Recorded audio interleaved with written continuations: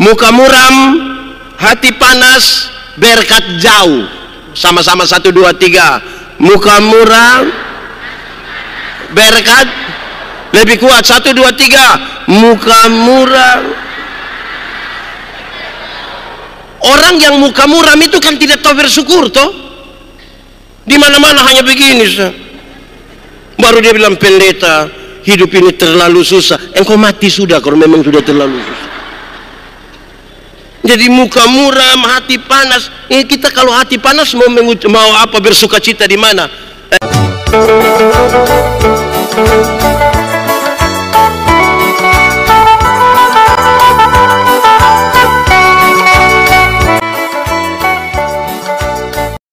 Bapak Ibu saudara-saudara, shalom. Lebih kuat, shalom. Dalam rangka perayaan hari ulang tahun GPIB yang ke-75, kita beda 1 tahun karena Gemit ke-76 tanggal 31 Oktober. Diadakan ibadah penyegaran iman ini dengan tema hidup yang bersyukur. Saudara-saudara, kita tidak usah bicara 75 tahun itu seperti apa, tetapi saya ingin menyatakan di awal begini, saudara-saudara, kedewasaan itu ada 3. Ada berapa? 1, dewasa biologis.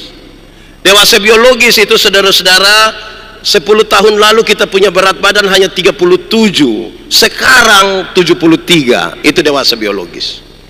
10 tahun lalu kita pakai celana nomor 27, tidak ada masalah karena perut rata saja. Sekarang perut macam ada 3, 1 di sini, 1 lagi, 1 lagi.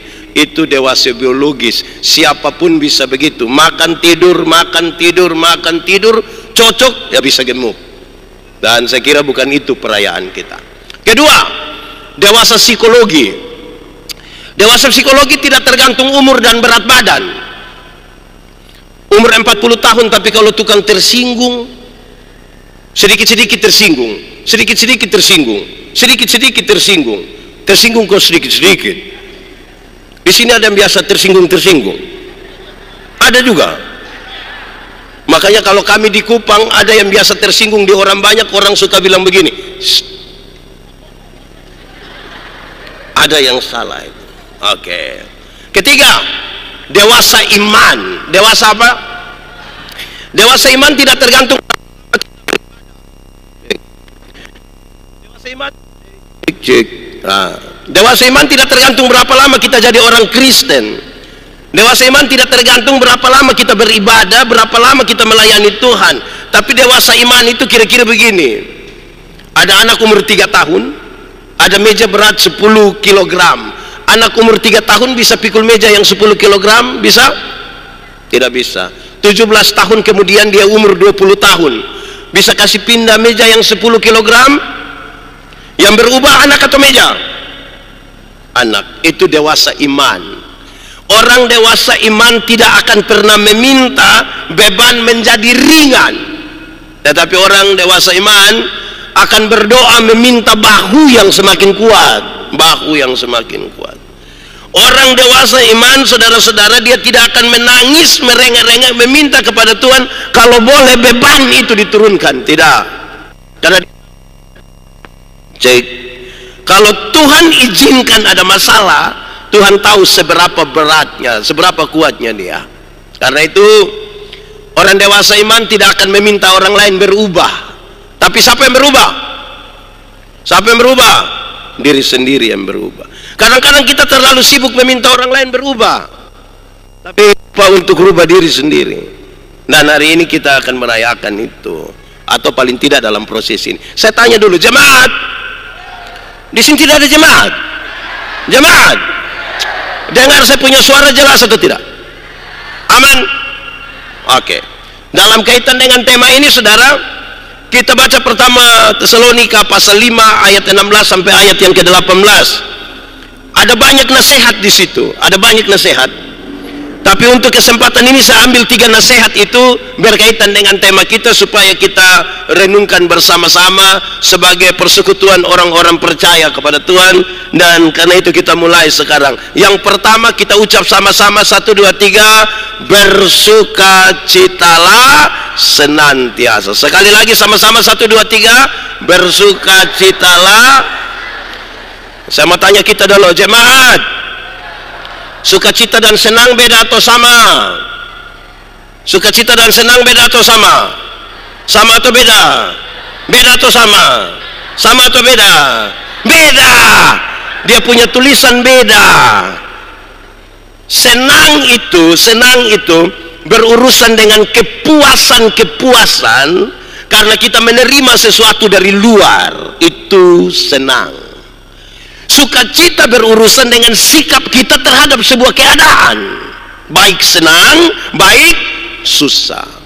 Menyangkut senang, Alkitab berkata, ingat, ada waktu untuk senang, tapi ada waktu untuk. Jadi kalau saudara sementara senang sekarang, ingat, sedikit lagi susah. Dan kalau saudara sementara susah sekarang, mungkin sedikit lagi sudah mati. Karena kita juga tidak tahu kita punya umur sampai kapan, tidak tahu. Tetapi menyangkut sukacita, Alkitab berkata, bersukacitalah, senang, baik waktu kita senang ataupun waktu kita. Jemaat, senang itu bagian dari sukacita, tapi senang itu bukan sukacita. Seperti ban itu bagian dari oto, tapi ban itu bukan oto. Supaya jangan baru naik ban dia kira dia sudah naik oto, kan tidak begitu. Tetapi yang menarik saudara, banyak orang mencari kesenangan bukan mencari sukacita. Bahkan dalam ibadah sekalipun banyak orang mencari kepuasan bukan mencari sukacita. Itu soal kita. Kalau senang yang kita cari, dunia dapat berikan bagi kita. Tapi kalau sukacita yang kita cari hanya bisa kita temukan di dalam. Banyak orang cari senang. Saya tidak tahu di GPIB di sini saudara-saudara, di banyak tempat saudara, jemaat itu paling suka pilih-pilih pengkhotbah. Kalau di gereja ada 2 pengkhotbah, dia baca dulu di warta pelayanan. Kalau Pak ini mantap, itu banyak orang. Kalau ibu ini di Immanuel begitu juga. Ada juga begitu. Itu yang biasa pilih-pilih itu majelis atau jemaat. Majelis jemaat. Itu kita punya soal saudara-saudara. Banyak orang bahkan beribadah saja berurusan dengan kepuasan. Saudara, uang yang banyak membeli kesenangan tapi tidak dapat membeli sukacita. Sehingga saudara jangan heran, banyak orang berkelimpahan harta tetapi belum tentu dia bersukacita, Sukacita itu sikap. Sukacita itu sikap terhadap keadaan. Dunia dapat memberi kesenangan. Saudara kalau butuh senang, tidak usah datang ke gereja. Saudara kalau butuh senang, saudara cari tempat-tempat. Sekarang ada mall-mall besar, sekarang ada MotoGP. Saudara cari senang di sana boleh. Tapi saya mau kasih tahu saudara, sukacita itu hanya didapat di dalam Tuhan. Walaupun orang dalam kesenangan yang banyak, belum tentu dia ada dalam sukacita itu, belum tentu. Saudara, senang itu sangat bersifat jasmania.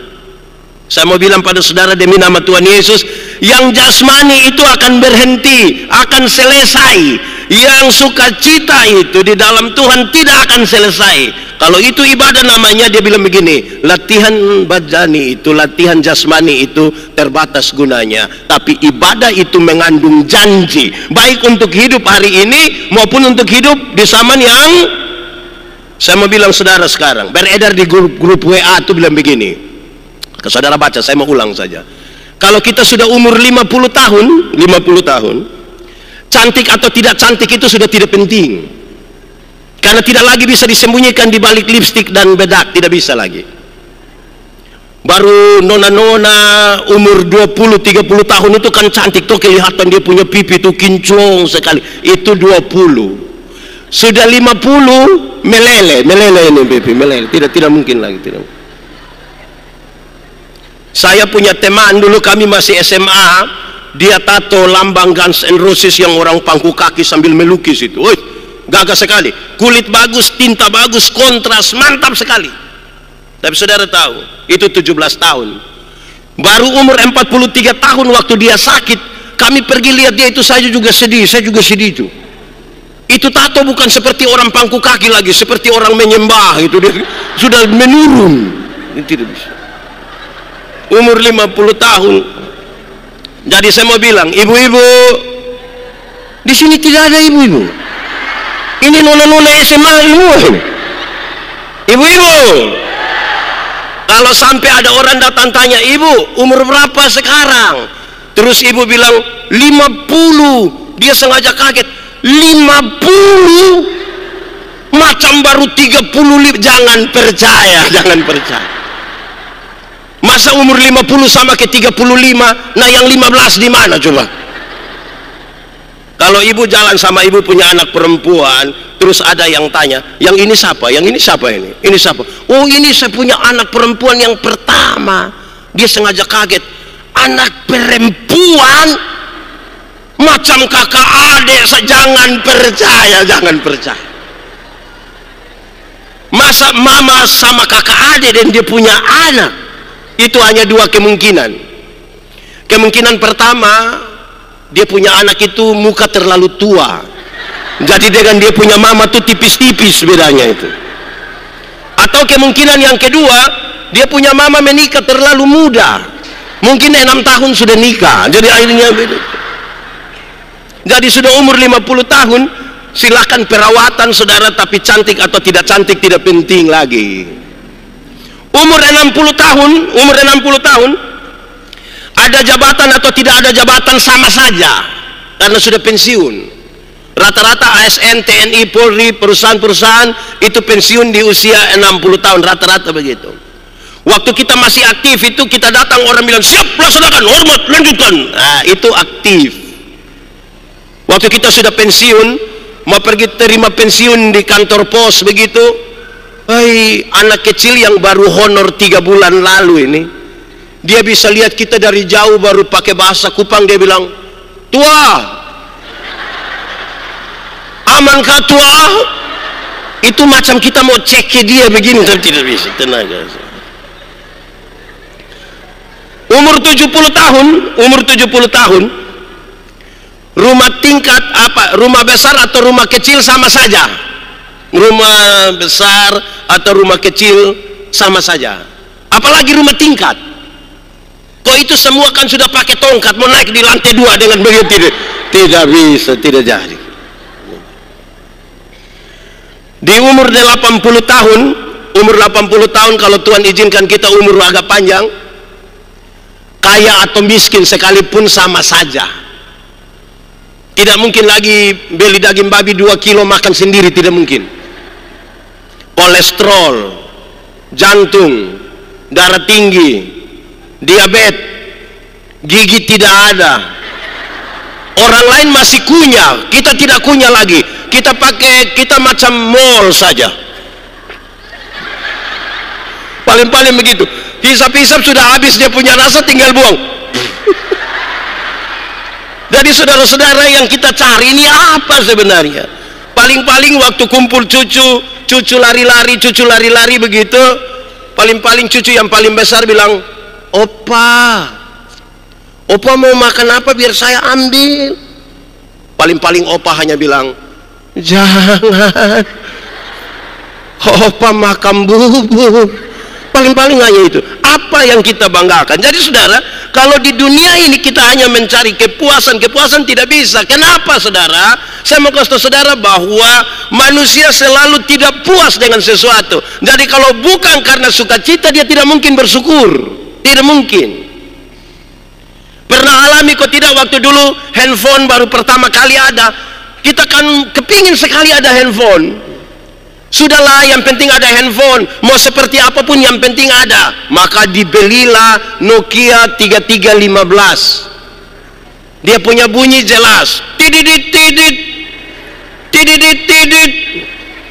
Terus orang bilang, kau pakai yang itu tidak apa-apa. Tidak apa-apa, biar dia murah. Di sini halo, di sana juga halo, tidak ada masalah. Oke. Dalam perjalanannya, handphone yang baru mulai ada, yang Android mulai ada, kita mulai cari kekurangan dari yang tadi pertama beli itu. Saya punya HP ini sudah tidak bisa. Kita di sini bilang halo, di sana dengar hole. Akhirnya kita cari kekurangan. Jadi kalau saudara tidak bersyukur, tidak bersuka cita, sikap terhadap keadaan itu, Saya kira itu akan membuat kita tidak mungkin bersyukur. Jadi pertama, sama-sama katakan 1, 2, 3, sukacita. Lebih kuat, 1, 2, 3,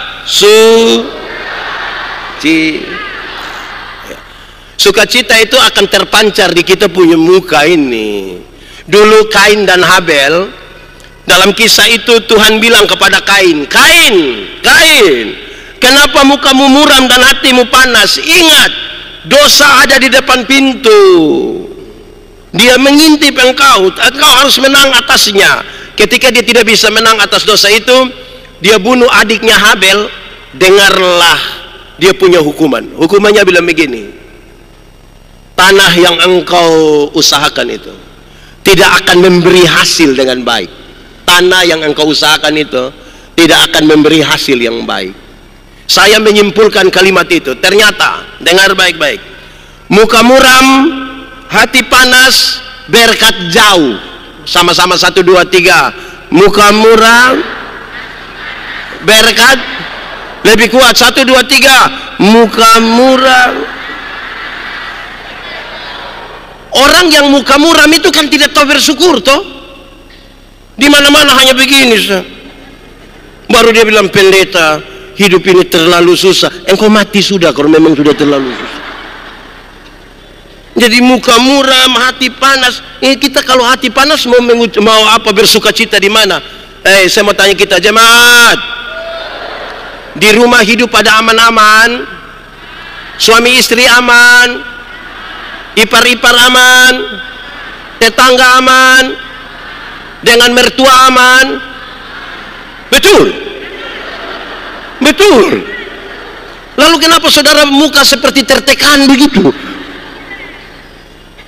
Jadi saudara, hati itu yang aman itu akan terpancar di muka. Itu buat kita bersyukur. Itu satu dulu, kita kasih tinggal, nanti di akhir kita bicara. Kedua, tetaplah berdoa. Sama-sama 1, 2, 3, tetaplah. Jemaat, doa itu gampang atau susah? Doa gampang atau susah? Doa penting atau tidak penting? Yakin? Kalau begitu saya mau tanya, doa gampang, doa penting. Apakah saudara menikmati kehidupan doamu dengan baik? Kenapa suara turun? Saya ulangi, doa penting, doa gampang. Pertanyaan terakhir, saudara menikmati kehidupan doamu? Suara malu-malu kucing itu. Saya mau kasih tahu jemaat, banyak orang tahu bahwa doa penting, doa gampang, tapi banyak orang tertekan karena doa. Ada orang yang cerewet sekali. Di ini Mataram dia paling cerewet. Tapi kalau kita bilang, Pak, sebentar Pak, doa makan, dia bilang, kau sembarang saja. Betul? Di Emmanuel ada. Dia ada ikut ibadah sekarang. Dia pakai baju warna. Mulai baku tuduh sudah. Nah itu jadi kita punya soal. Bagaimana? Baik ini.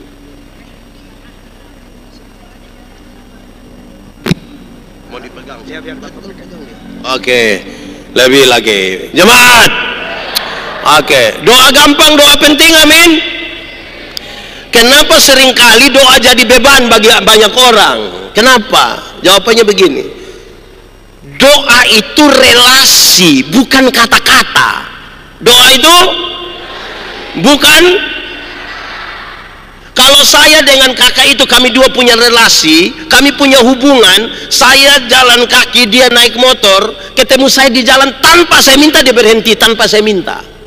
Pendeta, yo, mau kemana? Naik, karena kami dua saling kenal. Tapi kalau kami dua tidak saling kenal, kami dua tidak ada relasi, saya jalan kaki, dia naik motor, ketemu saya di jalan, dia berhenti juga, tapi dia tanya, ojek apa? Jadi doa itu relasi, bukan kata-kata. Banyak orang terlalu memperhitungkan kata-kata sampai lupa membangun relasi. Padahal untuk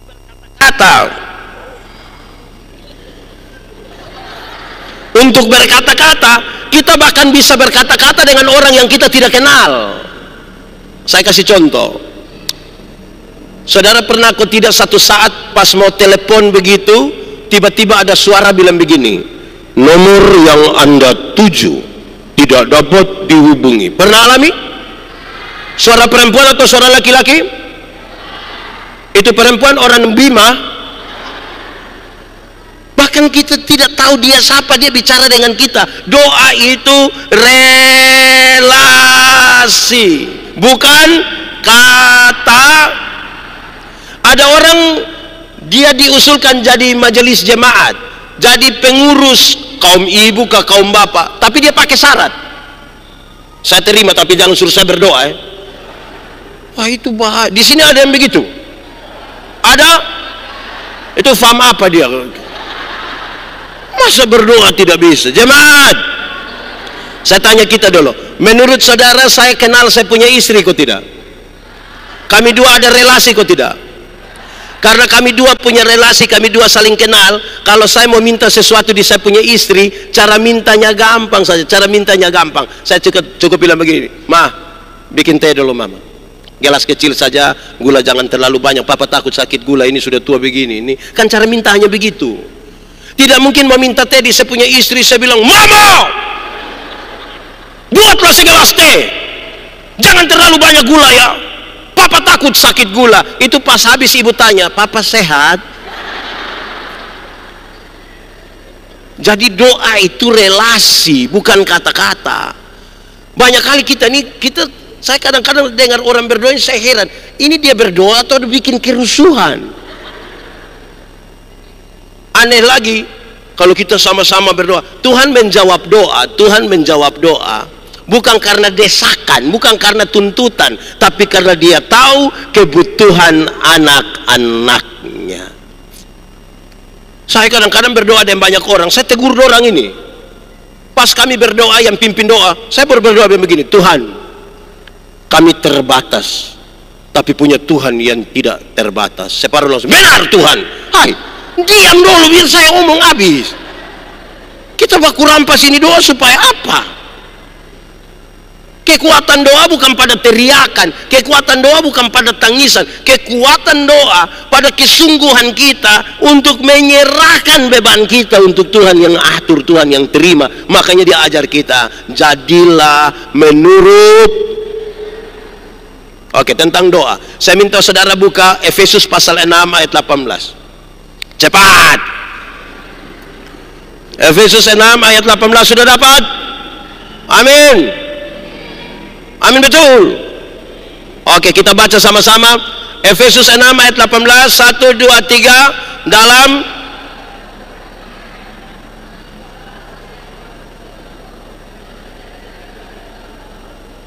dengan untuk. Oke, baik. Saya bicara 5 hal tentang doa. Saya bicara 5 hal tentang doa. 1, berdoalah setiap waktu. Sama-sama 1, 2, 3. Berdoalah. Yang dimaksud dengan berdoa setiap waktu itu bukan jam 6, jam 7, jam 8, jam 9, jam 10. Bukan itu. Yang dimaksud dengan berdoa setiap waktu adalah berdoalah waktu kamu susah, berdoalah waktu kamu, berdoalah waktu kamu sehat, berdoalah waktu kamu, berdoalah waktu kamu sukses, berdoalah waktu kamu. Itu yang disebutkan berdoalah setiap waktu. Kenapa? Ada banyak orang waktu sukses ada yang masih berdoa, tapi ada yang sudah tidak lagi berdoa. Ada yang waktu susah masih berdoa, tapi ada yang sudah susah tidak mau berdoa lagi. Dia bilang kita doa sama saja Pak Pendeta. Lebih baik tidak usah.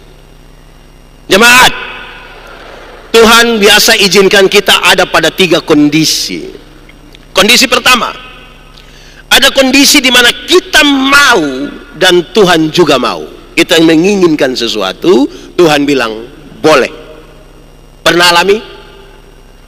Di waktu di mana kita mau dan Tuhan mau, hati kita senang sekali, kita bergembira, kita rindu bersaksi, rindu kasih tahu semua orang. Ketika kita mau dan Tuhan juga, kita bikin status di media sosial, Tuhan Yesus baik, teramat baik.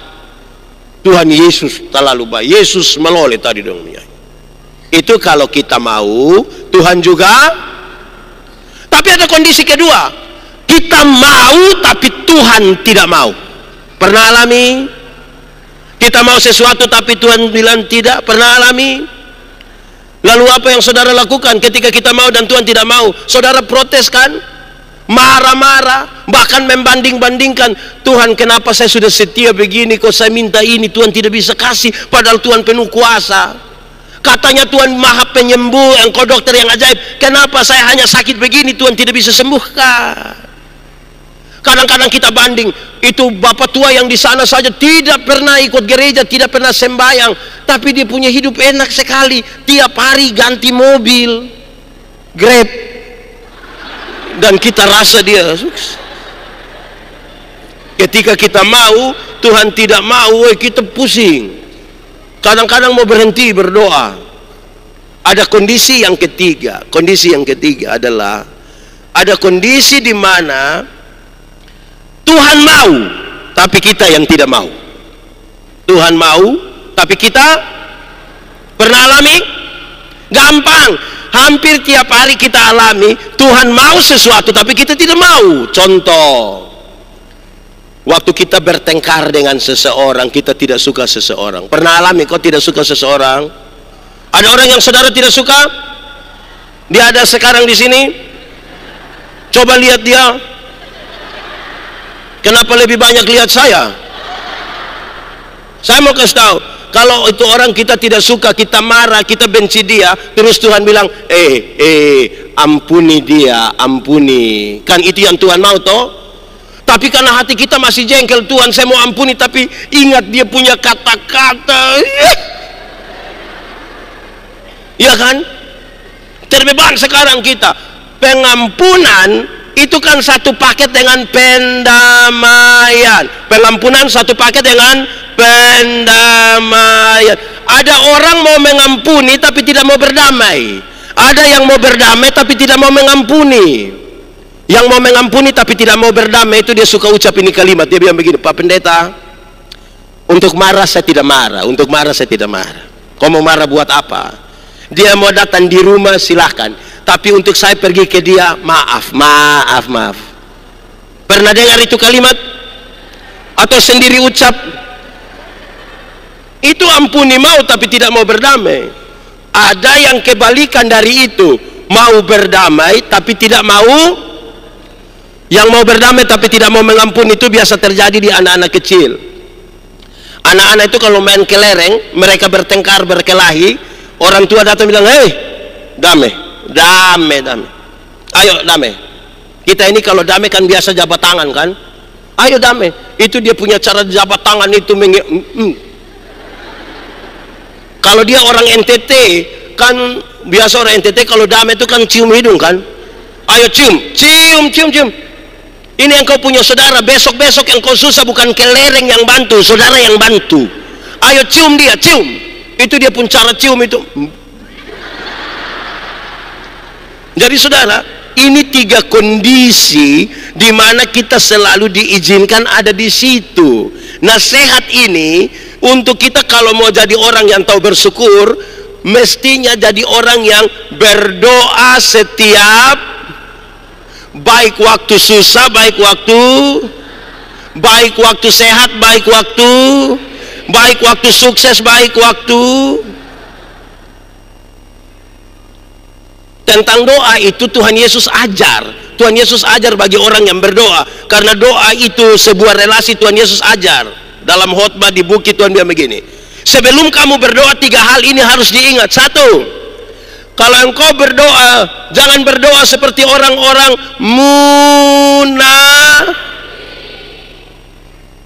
Di zaman Yesus itu ada orang suka menggelar tikar di pinggir-pinggir jalan dan berdoa sekuat-kuatnya untuk didengar orang. Tuhan bilang, engkau telah mendapat upahmu. Kalau engkau mau berdoa, masuklah ke dalam kamarmu, tutuplah pintu dan berdoalah. Kenapa Tuhan Yesus suruh masuk kamar? Rumah orang Yahudi hanya terdiri dari 1 kamar tidur. Jadi kalau Tuhan suruh masuk kamar, berarti doa itu privat sekali, hubungan yang sangat pribadi.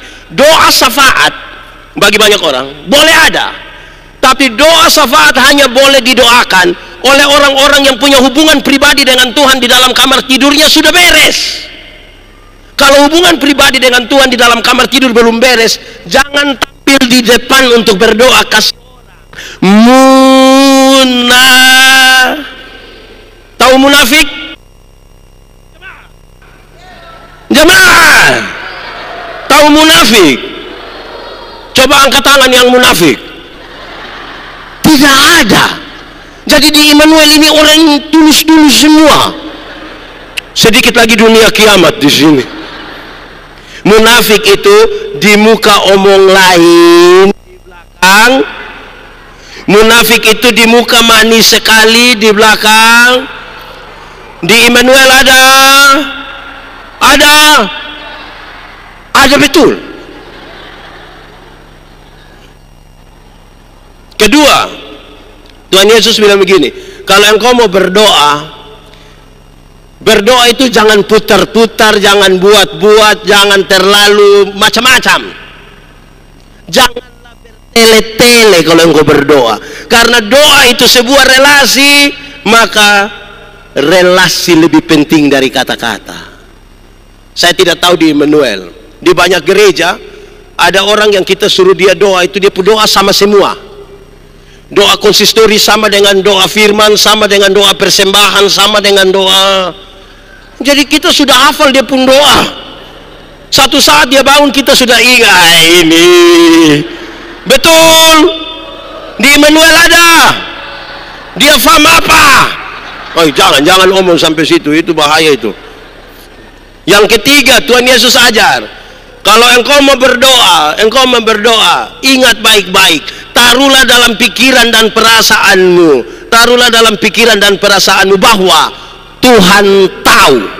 Tuhan, jemaat, Tuhan tahu kau tidak? Tuhan tahu kau tidak? Lalu kenapa kita berdoa sama seperti Tuhan tidak tahu? Banyak orang berdoa dia kira Tuhan tidak tahu. Bahkan dia khotbah kembali Tuhan lagi. Tuhan tahu. Pendeta, kalau memang Tuhan sudah tahu, untuk apa lagi kita bilang kepada dia? Jemaat, kita ada anak, waktu bawa dia mau beli sesuatu, kita tahu dia punya kebutuhan, tapi kita bilang begini, nak, mau yang mana bilang? Ayo omong. Relasi memungkinkan kita berkata-kata. Jangan berdoa bilang Tuhan tidak tahu. Bahkan saudara, doa itu sebenarnya adalah sebuah keputusan masuk kepada sesuatu yang Tuhan sudah tahu bahkan sebelum kita berdoa. Supaya kita jangan berdoa menemukan apa yang kita mau. Banyak kali kita berdoa mencari yang kita mau, bukan berdoa mencari apa yang Tuhan mau. Orang yang berdoa mencari apa yang dia mau, dia tidak akan pernah bersyukur. Berdoalah begitu rupa sampai menemukan apa yang Tuhan mau bagi kita. Doa bukan bendera star. Doa bukan kita pegang bendera star, pas kita doa habis Tuhan mulai bekerja. Tidak. Tuhan bekerja jauh-jauh hari sebelum saya dan saudara berdoa. Keputusan masuk ke dalam apa yang dikerjakan oleh Tuhan yang bisa membuat kita bersyukur. Pertama. Kedua, berdoa dalam roh. Sama-sama 1, 2, 3. Yang dimaksud dengan berdoa dalam roh itu bukan berdoa dalam bahasa roh. Itu soal lain. Apalagi kalau saudara tidak mengerti. Yang dimaksud dengan berdoa dalam roh adalah berdoalah dalam kesatuan dengan Roh Kudus. Kenapa? Tuhan yang kepadanya kita berdoa, dia Tuhan yang kudus. Datang kepadanya harus datang dalam kekudusan. Kenapa? Yang kudus tidak dapat bersatu dengan yang tidak kudus. Yang terang tidak dapat bersatu dengan yang gelap. Tanggalkanlah kasutmu, sebab tempat di mana engkau berdiri itu. Banyak orang kata-kata doanya bagus tapi tidak menjaga kekudusan hidup. Tidak menjaga kekudusan hidup. Saya mau tanya kita dulu, jemaat, kalau kita di terang kita bisa lihat orang di gelap? Kalau orang di gelap bisa lihat kita di terang? Lalu kenapa kadang-kadang kita di terang kita kembali ke gelap?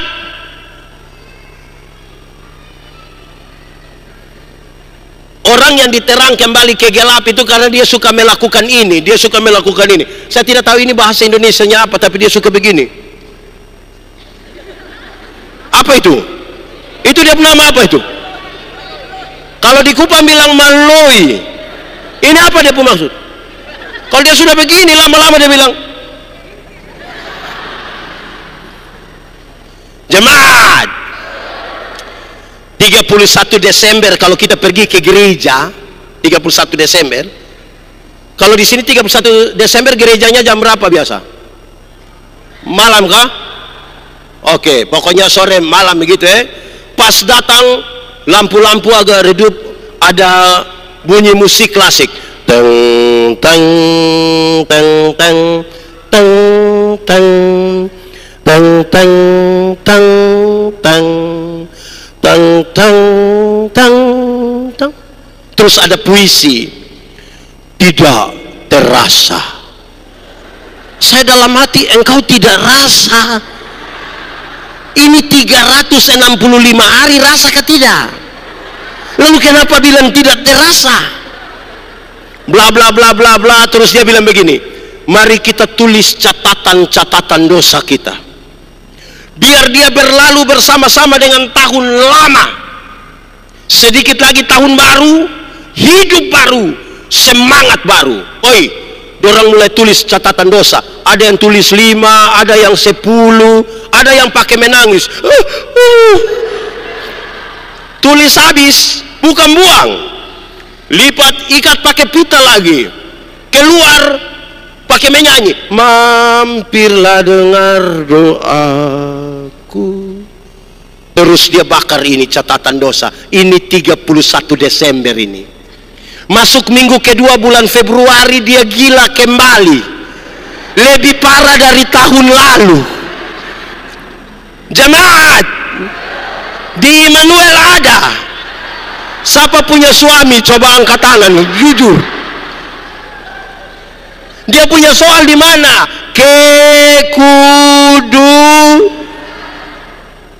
Kudus. Anak muda, di sini tidak ada anak muda. Ini nenek-nenek semua. Anak muda, terang atau gelap? Terang atau gelap? Gelap atau terang? Yakin terang? Amin. Yes. Lalu kenapa kamu pacaran di gelap-gelap?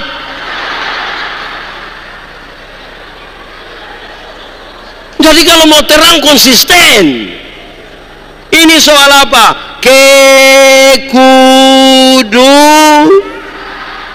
Jemaat,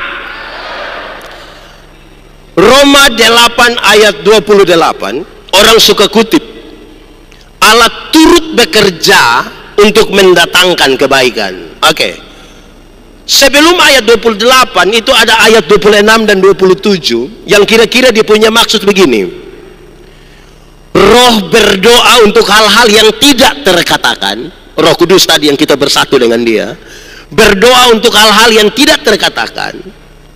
5 menit ke depan engkau tidak tahu apa yang akan terjadi dalam hidupmu. Dan ketika engkau ada di dalam masalah, engkau tidak tahu jalan keluar terbaik apa yang bisa engkau ambil. Hanya Roh yang tahu. Dalam keyakinan untuk 2 hal ini baru orang boleh katakan, betul, ternyata Tuhan Allah turut bekerja untuk mendatangkan kebaikan. Kesatuan dengan Roh itu penting. Kesatuan dengan Roh. Banyak kali orang punya kata-kata doa bagus. Doa makan saja dia terputar-terputar kok, kadang-kadang Yahweh Yehova. Kesatuan dengan Roh Kudus lebih penting dari kata-kata yang terlalu diputar-putar itu. Amin kok? Sudah 2. 1 tadi berdoa. Aduh. 1 tadi berdoa kuat sedikit. Berdoa setiap waktu. Kedua berdoa. Aduh. 2 berdoa di dalam. Oke, ketiga berdoa dan berjaga-jaga. 1, 2, 3. Berdoa. Yang dimaksud dengan berdoa dan berjaga-jaga ialah Bagian kita maksimalkan, bagian kita maksimalkan. Bagian Tuhan, biar Tuhan atur. Yang penting bagian kita maksimalkan. Contoh, ada yang punya toko, ada yang punya kios di rumah, ada. Setelah dengar khotbah ini, saudara pulang, saudara bilang, anak-anak, sebentar waktu mau tidur, tidur saja, tidak usah tutup kios. Terus anak-anak tanya, kenapa mama begitu? Kita sudah doa, kau masih takut? Jemaat, saya mau tanya, kira-kira besok gula masih ada? Besok gula masih ada? Besok beras masih ada? Menurut saudara itu gula dan beras mutasi ke mana? Bagian kita maksimalkan. Itu yang dipenama berjaga-jaga. Hendaklah engkau jaga-jaga. Saudara tidak tahu ini lagu? Tidak tahu ini lagu? Lalu kenapa suruh saya solo? 3, 4 sambil tepuk tangan. Hendaklah engkau jaga-jaga, sedialah. Karena apa? Karena dengan sekejap kedengaranlah gegap, mempelai laki-laki datang. Jemaat, mujizat itu ada, tapi jangan bersandar pada mujizat. Itu Tuhan punya area. Ada satu waktu iblis bilang begini, Yesus, kalau engkau anak Allah, rubah batu ini jadi roti supaya engkau makan. Tuhan Yesus rubah, tapi dia bisa rubah atau tidak? Nah, kenapa dia tidak mau rubah? Pertama, dia tidak mau ikut perintah iblis. Tapi yang kedua, masa mau buat roti saja pakai mujizat? Kalau buat roti pakai mujizat tiap hari di toko bakery itu mujizat terus. Mujizat roti tawar lah, mujizat roti. Hidup ini berproses sedikit, sama-sama kasih tahu kawan di sebelah, 1, 2, 3 Jemaat, dulu di dunia ini ada satu binatang, dia punya nama ayam. Sekarang juga itu ayam itu dibedakan atas ayam jantan dan ayam. Tapi tiba-tiba muncul ayam potong. Akhirnya ini ayam yang tadinya hanya ayam menjadi ayam kampung. Karena sudah ada ayam. Ini buat kita jadi bingung. Apakah ini ayam kampung yang dipotong atau ayam potong yang di kampung? Kita juga pusing. Tapi saya mau kasih tahu, jemaat, ada yang pelihara ayam kampung di rumah ada? 2 ekor ada? Yang 5 ekor ada? Bagi 1 dulu. Itu ayam kampung kita pelihara 1 tahun, masih kecil juga. Tapi saya mau tanya, dia punya daging enak ke tidak? Kalau betina bertelur ke tidak? Kalau dia dijual mahal ke tidak? Karena ini ayam tahu proses. Beda dengan ayam potong kan? Ayam potong kita baru pelihara 1 bulan saja dia punya mata sudah besar begini. Itu kalau lihat pakai kaca pembesar. Kalau lihat langsung juga dia begini. Tapi itu ayam. Ibu-ibu pulang dari pasar salah ikat di motor, dia punya kaki patah. Anak-anak gas di samping kandang, besok itu ayam mati. Karena ayam tidak tahu proses ini. Jemaat, saya mau bilang pada saudara begini, mati hidup itu Tuhan yang amin. Itu soal iman. Yang iman kasih tahu otak. Yo, kau tahu kau tidak? Tidak tahulah. Just tahu dulu. Otak. Mati hidup itu Tuhan yang atur. Jadi otak tolong kasih tahu kaki, kalau ada auto trek lari kincang, kaki jangan lompat ke tengah jalan. Jadi yang bagian kita maksimalkan. Amin. Ada masa depan dalam tangan Tuhan. Amin. Tuhan menyiapkan masa depan bagi anak-anakmu. Ada amin. Tapi yang antar itu anak ke sekolah, bukan Tuhan yang antar. Siapa yang antar? Siapa yang antar? Atau siapa di antara kita yang karena terlalu sibuk pagi-pagi dia berdoa, Tuhan, saya sibuk jadi Tuhan tolong jemput anak-anak. Tuhan yang jemput pulang menangis, Bapak, menangis. Jadi bagian kita maksimalkan. Sama-sama 1, 2, 3. Bagian kita itu baru bilang bersyukur. Amin kok. Saya mau tanya kita dulu. Saudara masih ingat ini lagu kok tidak? Yang orang NTT, terutama orang Timur. Di sini ada orang Timur? Tidak usah angkat tangan, tidak usah. Kita punya muka sama semua, bikin tidak usah. Ada lagu dulu di Timur bilang begini. Ada lagu dulu, lagu sekolah minggu. Kita butuh kritis, dia bilang begini. Biar ku miskin ilmu, tapi senang. Jadi biar miskin ilmu, uang tidak punya, asal punya Yesus. Saya mau tanya, miskin senang? Coba kasih tahu saya, kalau miskin senang, Tuhan kita kaya atau miskin? Kenapa anak-anaknya miskin?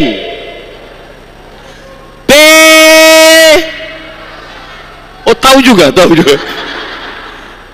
Tuhan kita pintar atau bodoh? Kenapa anak-anaknya bodoh?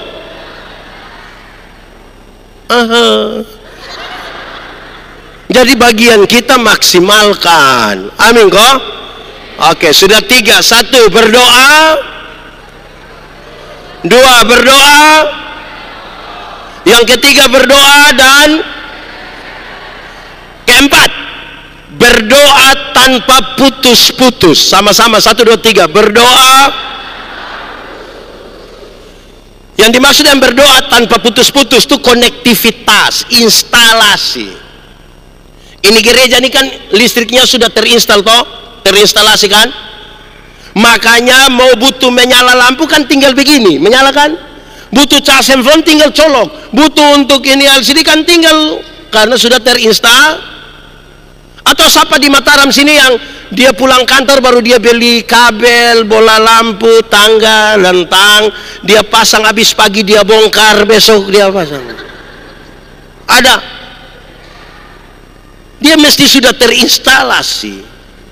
Karena itu saya mau tanya dulu, jemaat, ada handphone Android, pulsa data ada?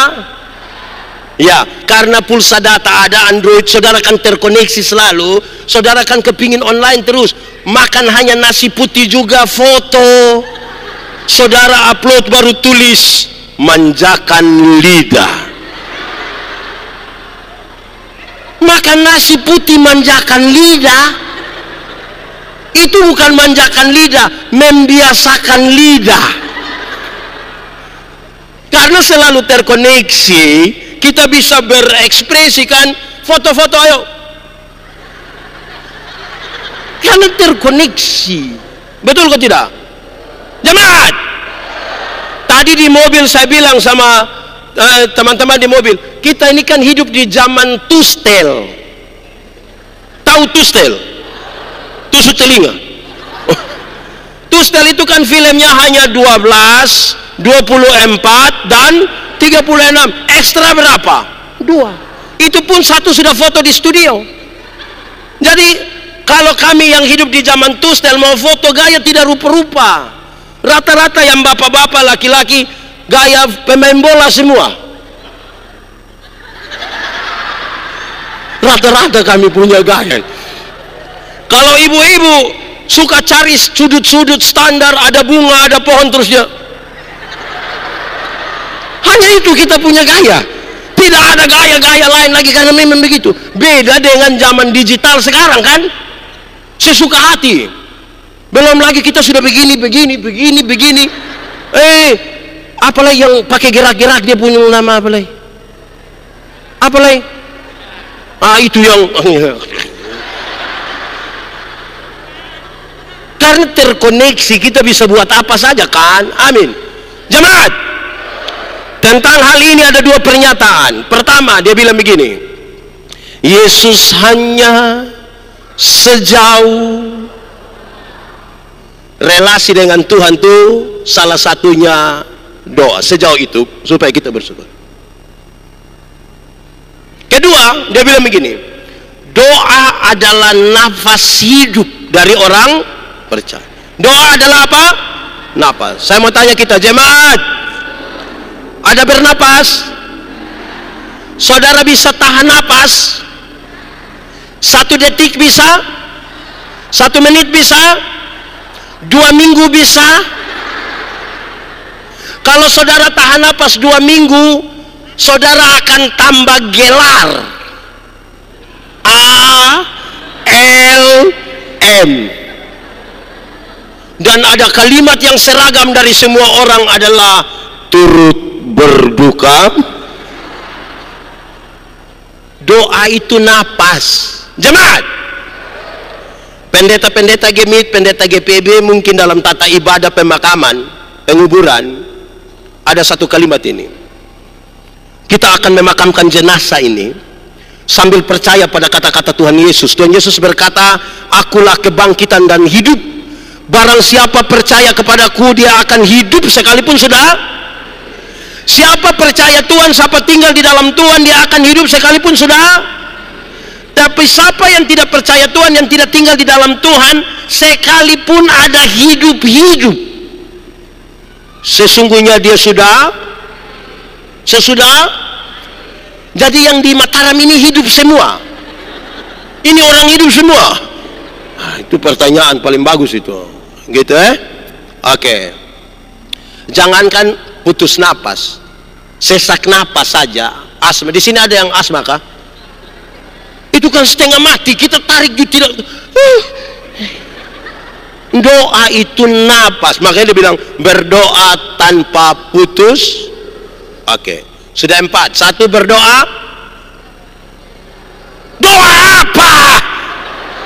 1 berdoa, 2 berdoa, 3 berdoa, 4 berdoa. Yang kelima, berdoalah untuk orang lain. Sama-sama. Syafaat. Sama-sama.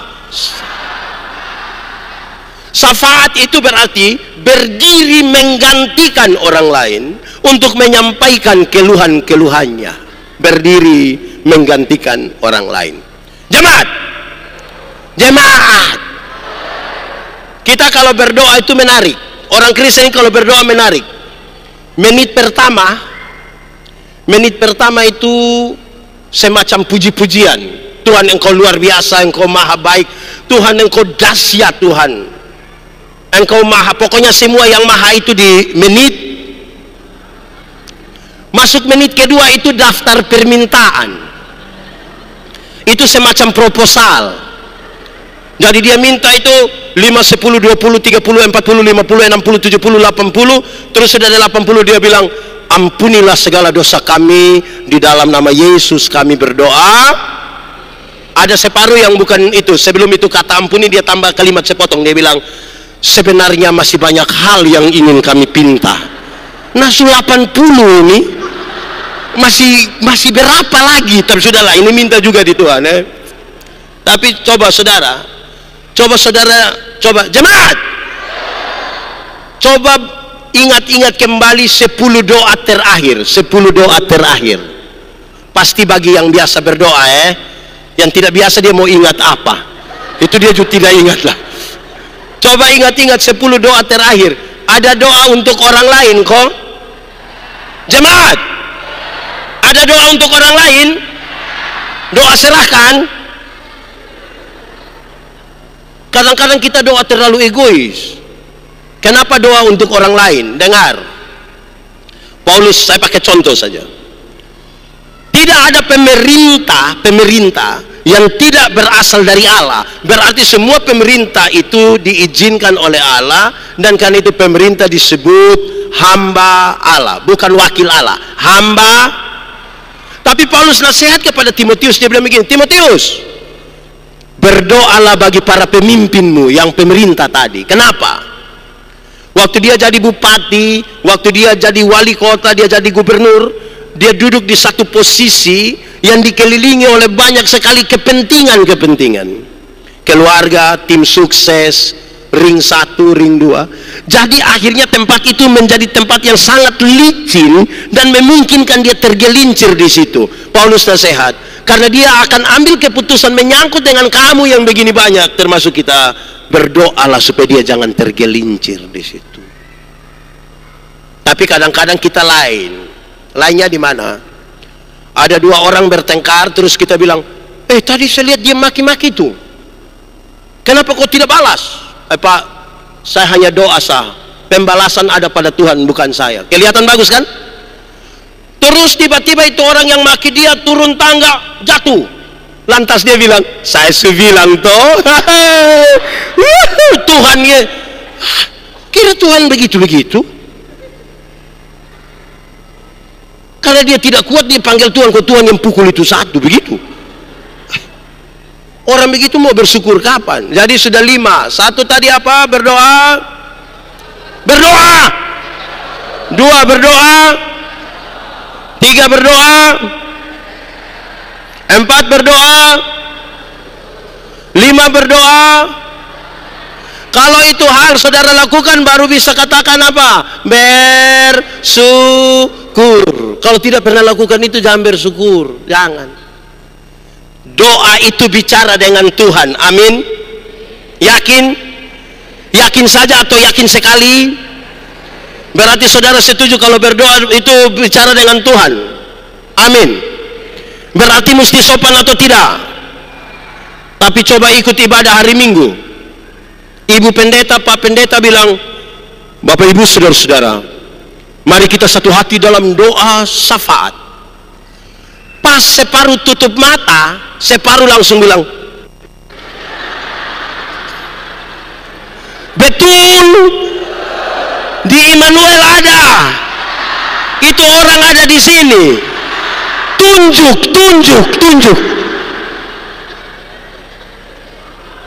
Orang berdoa dia jalan-jalan, majelis lagi, supaya apa?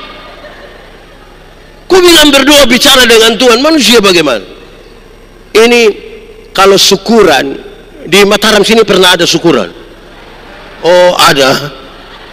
Kalau syukuran, pendeta pergi khotbah terus pendeta bilang, baik jemaat, mari kita menyatakan syukur kita bersama-sama dengan keluarga di dalam doa syukur, di dalam doa syafaat. Pas kita mau berdoa, ibu-ibu semua langsung ke belakang. Baku panggil lagi bilang, sampai di belakang yang ketua dapur bilang begini, siap, sudah doa syafaat, ayo siap. Kuat tadi sudah kasih panas, padahal hanya kacang brenibo. Di sini siapa yang biasa ketua dapur? Yang mana yang biasa ada di sini ketua dapur? Yang mana ibu, yang mana ketua dapur? Bertobat sudah, bertobat. Kita doa dia di belakang. Sebentar kita tanya, baru dia bilang, ada Maria, ada Marta. Omong kosong itu bukan berdoa. Mau bersyukur ke mana? Kita berdoa, dia sibuk dengan apa tadi? Memang itu kacang masalah, betul. Dari zaman Yakub sampai ini hari hanya itu kacang. Belajarku kita setia sedikit. Oke, baik. Sudah 2. Tadi apa yang paling pertama?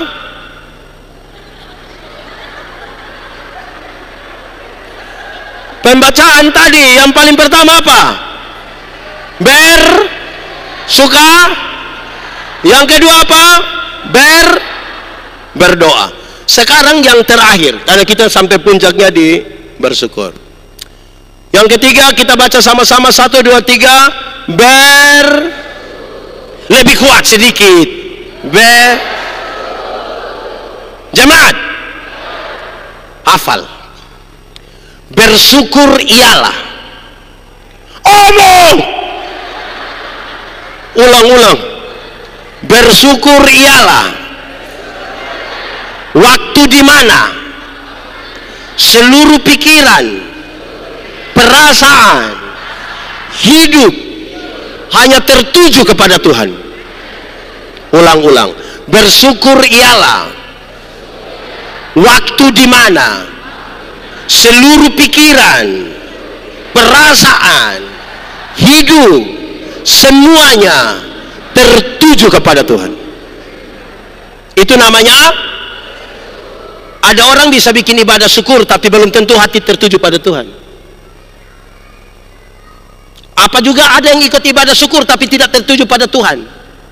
Dia punya rumah di samping tempat ibadah syukur tapi dia tidak pergi. Istrinya bilang, "Bapak, mari sudah." Dia bilang, "Masih ibadah."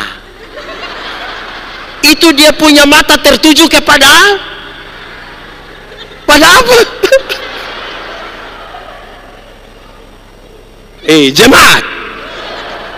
Saya pendeta jemaat juga di satu jemaat kecil di Kupang. Saya rasa aneh. Saya tidak tahu, nanti kita sharing dengan ibu bapak pendeta yang ada. Tapi saya mau tanya, mungkinkah kita sama? Ada ibadah syukur itu menarik. Dia pun menarik di mana? Waktu ibadah orang sedikit. Pas makan. Saya ulang. Waktu ibadah orang, pas makan orang, di Mataram juga. Jadi kita 11-12. Itu mata tertuju kepada apa? Kepada jemaat. Bersyukur adalah cara terbaik menikmati hidup. Sama-sama 1, 2, 3. Bersyukur adalah cara terbaik menikmati hidup. Orang kalau tidak bersyukur tidak akan menikmati hidup. Kenapa? Manusia selalu tidak puas. Hati manusia lebih luas dari isi dunia. Artinya seluruh dunia dan segala isinya taruh pada hati manusia pun tetap akan kurang. Karena manusia selalu tidak. Kita jalan kaki kita berdoa, "Tuhan, kasih saya sepeda 1. Tuhan kasih sepeda 1, dia naik barang 2-3 bulan dia berdoa lagi, "Tuhan, naik sepeda memang enak tapi tanjakan yang di situ itu Tuhan, woi ini." Jadi yang kau punya mau? Kasih motor 1 Tuhan. Oke. Tuhan kasih motor 1, dia naik 5-6 bulan dia berdoa, "Tuhan, naik motor memang enak tapi saya punya istri berat 80.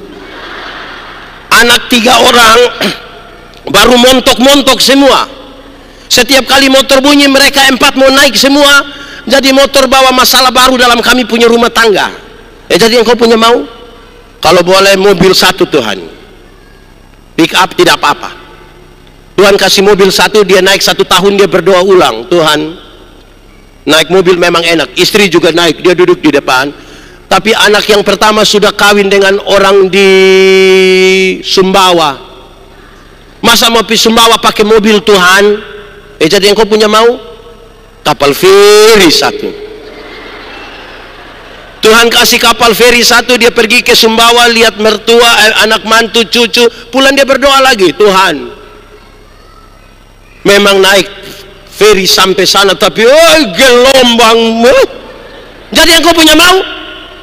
Helikopter 1 Tuhan. Tidak soal. Yang jadi soal adalah sikap kita terhadap berkat. Lebih penting dari berkat-berkat yang Tuhan kasih. Ada banyak orang tidak mensyukuri berkat yang dia terima, tapi hitung orang lain pun berkat. Berkat Tuhan mari, kau kan kagum oleh kasih. Lebih kuat. Berkat Tuhan mari hitunglah, kau niscaya kagum oleh kasih. Menghitung itu ada 2. 1, menghitung berarti coba lihat dengan teliti. Sama-sama lihat dengan jemaat. Pernah SD dulu? Pernah disuruh menggambar bebas? Paling banyak itu saudara gambar apa? Gunung. Itu gunung bentuknya segi tajam toh, begini toh, hampir-hampir balon pecah toh di ujung. Kenapa? Karena lihat dari jauh seolah-olah gunung itu. Coba pergi dekat. Di sini gunung terkenal gunung apa? Gunung? Pernah pergi ke kaki Gunung Rinjani? Tapi buat apa? Kalau saudara pergi ke situ, apakah bentuk gunung itu semulus yang saudara gambar? Lubang-lubang ada? Tebing jurang ada? Kalau semakin teliti, saudara bisa mengerti. Betul. Berkat Tuhan mari kuat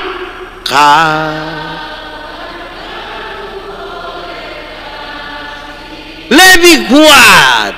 Berkat Tuhan mari hitunglah, kau niscaya kagum oleh Kedua, menghitung berarti menjumlahkan, dia pernah akumulasi. 1 tambah 1, 2 tambah 3, 5 kurang 3, 2 tambah 6, atur. Tapi saudara, yang saya maksud begini, ada jemaat umur 40 tahun, di sini ada yang umur 40 tahun sampai 50 tahun, ada? Oke. Saudara merasa diberkati? Pertanyaan terakhir, bisakah saudara menghitung berkat Tuhan dari umur 10 sampai 40 tahun? Ada yang terlupakan? Ada terlupa. Karena terlalu banyak, ada yang terlupakan. Saya kasih contoh. Saya satu saat omong tentang berkat yang kita hitung ini terlalu banyak, pasti ada terlupakan. Pas khotbah habis kami mau makan, ada daging babi. Tahu daging babi? Tahu daging? Babi tahu? Daging babi? Waktu saya lihat itu daging babi, saya coba-coba menjumlah. Saya pikirkan tadi baru khotbah, saya coba-coba menjumlahkan. Kira-kira seumur pendeta Yandi hidup 46 tahun ini, jumlah daging babi yang sudah masuk di saya pun perut ini, kira-kira berapa banyak? Isu masuk berapa kilo itu? Saya hitung-hitung mungkin sudah lebih dari 3 kandang. Padahal saya tidak pernah piara babi. Sudah lebih dari, bukan kandang yang saya makan, babi itu daging. Kalau kita jumlahkan, saya baru bayangkan, itu baru daging babi.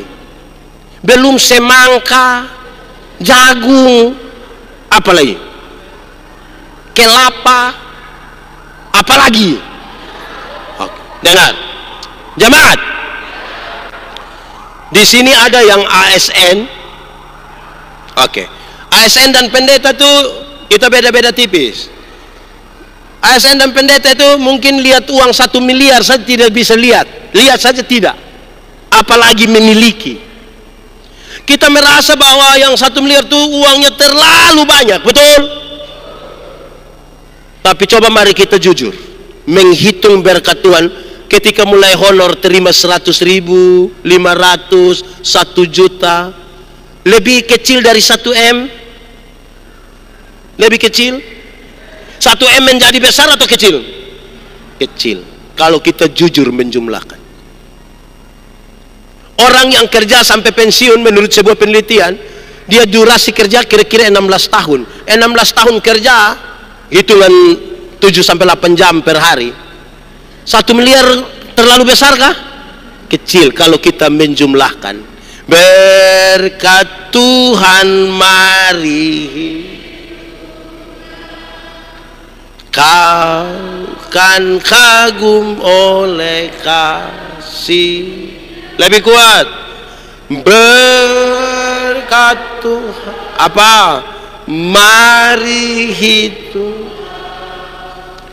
kau niscaya kagum oleh. Jadi kalau kita hitung berkat, baru kita bisa tahu, berkat Tuhan ternyata banyak dalam kita punya hidup. Itu baru bisa bersyukur. Yang aneh dari kita punya hidup bukan mensyukuri berkat yang Tuhan kasih, bukan hitung berkat yang Tuhan kasih kita, kita hitung orang lain punya berkat. Bila kau memandang harta, dia pelanjutan apa? Janganlah khawatir. Dorang tidak tahu menyanyi ini lagu. Tahu dia bisa lagu apa? Jemaat, kalau engkau memandang harta orang lain, dia diberkati, jangan khawatir. Tuhan yang sama yang memberkati dia, dia juga akan memberkati saya. Bukan iri hati. Di sini ada yang biasa iri hati. Iri hati ialah lebih baik saya rugi asal Bapak rugi lebih banyak daripada saya untung tapi Bapak untung lebih banyak. Contoh, ada dua orang yang tukang iri hati, dorang dua berdoa kepada Tuhan. Karena Tuhan tahu dorang dua biasa iri hati, Tuhan bilang, malaikat urus dorang dua dulu. Malaikat datang bilang, Bapak dengan dia sama-sama iri hati, jadi satu saja yang berdoa. Tapi yang berdoa dia minta apa? Yang tidak berdoa akan dapat 2 kali lipat. Contoh, kalau Bapak yang berdoa dapat motor 1, saya yang tidak berdoa akan dapat motor. Di antara kamu dua siapa berani berdoa? Woi, kami dua tidak berani, dua-dua tidak berani. Akhirnya tarik undian, tarik lot. Waktu tarik saya yang harus doa. Ini saya pikiran, kalau saya minta kaya pasti Bapak lebih. Akhirnya saya berdoa begini, Tuhan tolong kasih saya punya mata buta 1. Kalau saya punya mata buta 1, Bapak buta 1 rugi atau tidak? Buta 1 rugi atau tidak? Tapi lebih senang lihat orang buta 2. Itu iri hati. Dia pulang dari sini, ada orang bawa motor hampir tabrak dia, dia silih sedikit, lewat 20 meter itu orang jatuh. Brrr, kita bilang apa? Pakai bahasa Kupang bilang mampus. Pergi lihat ya, dia punya bapak yang jatuh. Senang sekali lihat orang susah, dan susah sekali lihat orang. Ada orang yang orang lain yang beli kulkas, dia yang kedinginan di rumah. Lama-lama dia beku. Orang lain yang beli motor, dia yang tidak tidur di rumah. Dia suruh dia punya istri, mama cek dulu, kenapa? Tidak tahu dong kredit atau cash. Lah orang punya urusan. Kita ini terlalu memandang harta orang lain sampai khawatir Tuhan tidak memberkati kita ini. Mau bersyukur itu, lihat berkat Tuhan dicurahkan itu. Kita yang terlalu khawatir. Yang menarik dari kita tuh, berkat makin banyak makin khawatir. Ini janji Tuhan bilang begini, janjimu seperti fajar apa yang tiada pernah terlambat cintamu seperti sungai yang mengalir sama-sama, dan ku tahu betapa dalam Oke. Janji Tuhan selalu datang seperti matahari pagi, amin. Selalu tepat waktu, amin. Sekarang Tuhan janji, berilah 1/10 dari hasil. Ujilah aku, lihatlah, bejana pembelahanmu akan berlimpah-limpah dengan buah anggurnya, amin. Apa itu janji Tuhan? Saudara mengamini? Percaya? Kita uji sekarang. Kita uji 10.000 per puluhan berapa? Kasih kok tidak? Kasih hanya 1.000. Tuhan kasih naik 100.000 per puluhan. Masih kasih? Kasih hanya 10.000 kacang-kacang. Tuhan kasih naik 1 juta per puluhan. Masih kasih? Kasih hanya 1 lembar, bila perlu dia pegang di ujung. Tuhan kasih naik 10 juta perpuluhan. Waktu perpuluhan 1 juta masih kasih. Kenapa mulai beda pendapat? Berkat makin besar kan kita makin khawatir toh. Angkat 1 juta di tangan kiri, 9 juta di tangan kanan. Dia lihat 2-3 kali, Tidak lama dia bilang, Tuhan juga mengerti kita. Mau bersyukur apa? Bila kau memandang harta, apa? Jangan ingat janji Kristus yang lebih Oke, langsung dia puref. Berkat Tuhan mari apa? Kau kan kagum oleh kasih. Apalagi berkat Tuhan. Sama-sama. Mari hitunglah oleh jemaat. Ini ada pro kantor, kalau menyanyi lagu itu, waktu dia sampai bilang mari hitunglah, itu diperlambat. Mari hitung, supaya lebih teliti hitung, bukan cepat-cepat mari hitunglah. Tapi yang kedua, saya mau sampaikan, kita ini kan bukan menghitung berkat Tuhan harian, yang kita hitung itu bulanan. Berkat Tuhan tiap, makanya pas terima gaji, makanan agak enak. Mulai menuju puncak. Ibarat kalau kita bunuh ayam, baru terima gaji, itu pasti dada, paha. Menuju puncak, leher, kuku kaki. Baru dia punya mama bilang, isap-isap enak, isap-isap.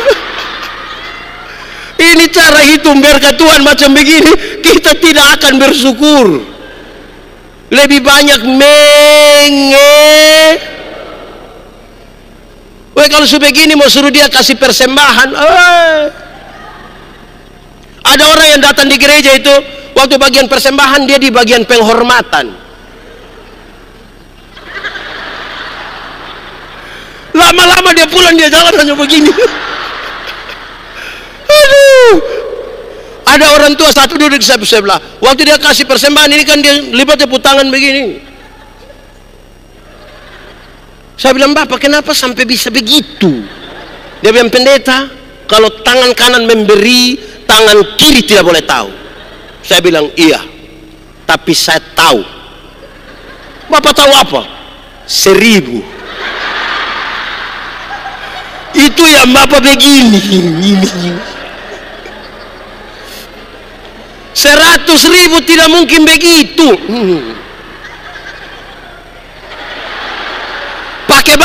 Pakai batuk lagi.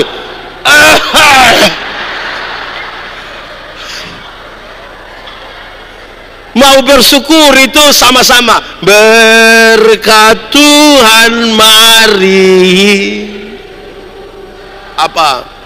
Kau kan kagum oleh kasih-Nya. Berkat Tuhan, lambat. Mari hitunglah, kau niscaya kagum oleh kasih-Nya. Itu baru orang bisa bersyukur. Kalau tidak kita ini tiap hari, aduh. Ibu-ibu, bapak-bapak ini, kalau saya tanya bilang, Mama, kira-kira kalau Mama mati sekarang, aduh Bapak jangan. Kenapa? Anak dorang masih kecil. Belum lagi dia punya bapak model begitu. Memangnya dia pun bapak kenapa? Sepertinya Tuhan tidak menjaminkan sesuatu bagi kita. Aduh saudara-saudara, saya kira kita butuh untuk melihat kembali berkat-berkat Tuhan toh. Bangun pagi itu berkat. Ada istri, ada suami itu berkat. Ya toh? Bangun pagi, suami masih ada, berkat atau tidak? Atau siapa yang bangun pagi lihat suami, aduh, masih hidup. Saudara begitu. Jadi berkat Tuhan itu kita saja yang terlalu apa? Melihat berkat itu seperti sesuatu yang terlalu material begitu. Akhirnya kita lupa bahwa penyertaan Tuhan. Saudara, saya mau tanya saudara. Saudara punya kekayaan banyak sekali, tapi kalau saudara sakit-sakitan, tidak bisa bersosialisasi dengan siapapun, mau apa? Saudara lihat orang kalau dia hidup baik dia orang, waktu dia mati banyak orang yang kalau dia hanya dari orang-orang penting, pejabat dong, dia orang pergi berapa lama? Paling lama 30 menit. Itu pun orang sampai tiba-tiba dia bilang, aduh ini, siapa yang jaga ini mayat? Yang kita tidak pandang dong, itu yang duduk mete di sini bilang apa? Apa? Oh itu sampai pagi dong yang duduk sambil menyanyi, melayani lebih kopi belum keluar dong kasih melayani.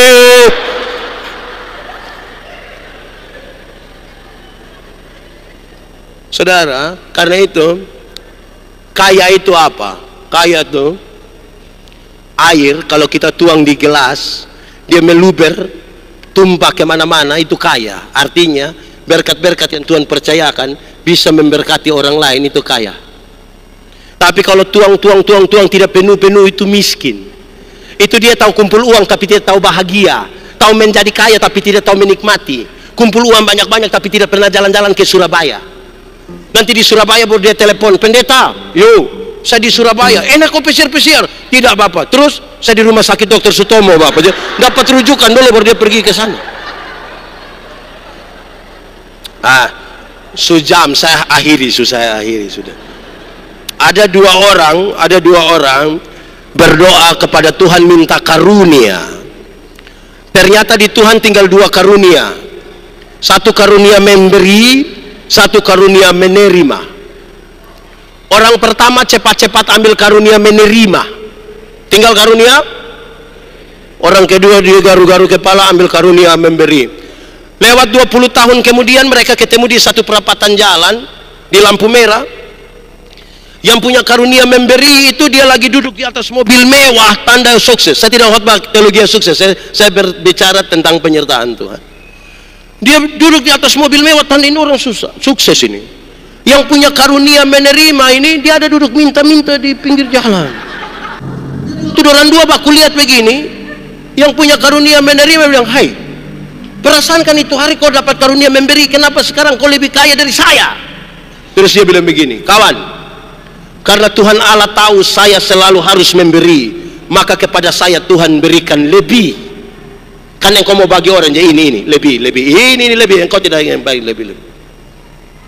Tapi engkau ini kan karunia menerima, jadi di mana-mana Tuhan hanya begini saja.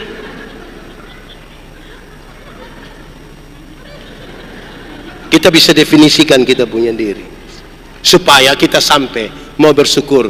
Kita sama-sama ucap 1, 2, 3. Bersyukur ialah waktu di mana seluruh pikiran, perasaan, hidup hanya tertuju kepada Tuhan. Itu namanya bersyukur. Tuhan memberkati kita.